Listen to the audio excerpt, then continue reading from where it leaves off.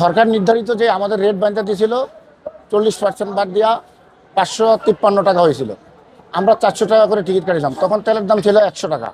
এখন আজকে আমরা তেল নিছি এই প্রথম 115 টাকা। তো 115 টাকা তেল নিলে আমার 79,000 টাকা বেশি পড়ে। তো 79,000 টাকা কষ্টেজ আমার উঠলে আপাতত, যেহেতু বিআইডব্লিউটির সাথে আমাদের সাথে এখনো মিটিং হয়নি, আগামীকালকে দুপুরে হবে। আমরা শুধু ডেক ভাড়া 500 টাকা করে নিচ্ছি আগের রেটে। আগে যে সমস্ত রেট ছিল 100 টাকা তেল, ওই ভাড়ায় আমরা আজকে কাটবো, আগের ভাড়ায়। সেই হিসাবে ভাড়া বাড়ানো আমরা আগের ভাড়াই আজকে নিচ্ছি। আর কেবিন ভাড়া আমরা সরকারের সাথে কালকে দুপুরে মিটিং হলে কালকে বিকাল বা পরশু দিন বা এর পরের দিন থেকে আমরা কেবিন ভাড়া রেট ভাঙবো।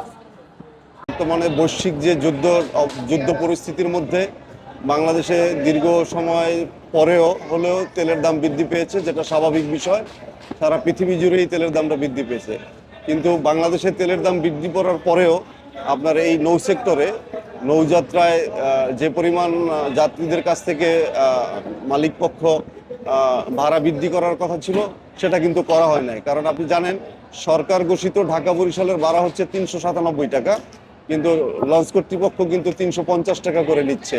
অতএব করেন সরকারের নির্ধারিত ভাড়ার থেকেও কর্তৃপক্ষ ভাড়া কম নিচ্ছে। এই জন্য আমরা যাত্রী হিসাবে সন্তুষ্ট আছি। না, সরকারি নির্ধারিত ভাড়ার চেয়ে ভাড়া বাড়ানো হয় না। আমাদের ঈদের সময় যে রেটটা ছিল সিঙ্গেল 1200, ডাবল 2400, ঠিক আগের ওই রেটটাই রয়েছে। ডেক ভাড়া 350 টাকা। তো সরকার নির্ধারিত ভাড়া কিন্তু এর চেয়ে অনেক বেশি। এটা মালিক কর্তৃপক্ষ বসে এইভাবে মানে চালাইতেছে মানুষ। তেলের দাম নাকি 25% বাড়ানো হবে, এখনো মানে বাড়তি ভাড়ায় প্রথম যাচ্ছি, এখনো বুঝতে পারতেছি না এটা শেষ কোথায় যে দাঁড়ায়। এই বাড়তি তেলের দাম আমাদের যানবাহন থেকে শুরু করে দ্রব্য মূল্য কোন পর্যন্ত পৌঁছায় এখন আল্লাহ জানে। বিগত সরকারের সময় আমাদের সরকার নির্ধারিত ভাড়া ছিল 324 টাকা। তো আমরা 324 টাকা কাটতে পারি নাই, আমরা 300 টাকাই কাটতাম।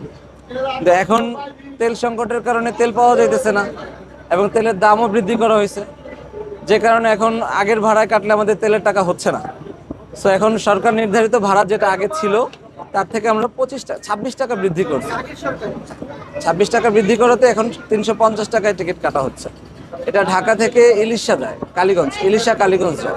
আগে কিনছি ভাই 100 টাকা লিটার হবে, 150 টাকা লিটার হেও তেল ভাই পাই না, ঠিক আছে, তেলের বিলের সংকট। তবে আগে কিনছি 100 টাকা লিটার হবে, 115 টাকা নাইলে বাড়ছে, কিন্তু আমরা 150 টাকা লিটার দিয়ে কিনি, তাও ভাই তেল পাই না, এত সংকট, ঠিক আছে। এই আমরা তলাদার লোকমুখ নামাই, যাত্রী নামাই, হকার মুখার নামাই, ঠিক আছে, তেলের সংকট ভাই। আগে ছিল 300 টাকা, এখন 350 টাকা। ডিজেলের দাম বাড়ানোর জন্য এই জন্য 50 টাকা একটু বেশি দিতে হচ্ছে আমাদের। বাসে কত করে নেয়? বাসে তো অনেক টাকা, আমাদের ভোলা বাসে যেতে মিনিমাম 1200 টাকা লাগবে। তারপরে নৌপথ, ফেরি, থেকে আমাদের লঞ্চ অনেক ভালো ইনশাল্লাহ। না, আমাদের ভাড়া এখনো বাড়ে নাই। গতকালকে তেলের দাম বাড়ছে, আমরা গতকালকে সদরঘাট থেকে ছেড়ে গেছি। আগের যে নির্ধারিত ভাড়া ছিল সরকারি ভাড়ার চেয়ে আমাদের আবার লঞ্চ মালিক সমিতির থেকে একটা ভাড়া আছে 10% ছাড় দিয়া, আমরা ওই ভাড়াটাই নিয়েছি আর কি, ছাড় দেওয়ার ভাড়াটাই নিয়েছি। আমরা ডেকের ভাড়া নিতেছি 300 টাকা, আর চেয়ারের ভাড়া 450 টাকা নিচের যে ইকোনমিক চেয়ার আছে। আর এসি চেয়ার আমাদের একটা হলো রয়্যাল ক্লাস, একটা বিজনেস ক্লাস। বিজনেস ক্লাস 600 টাকা, রয়্যাল ক্লাস 700 টাকা। আমাদের ঢাকা ইলিশা রুটে চলাচল, বায়া কালীগঞ্জ ঘাট। যাত্রী অনেক কম, আর তেলের দাম বাড়ার কারণে এখন লস হচ্ছে সবারই।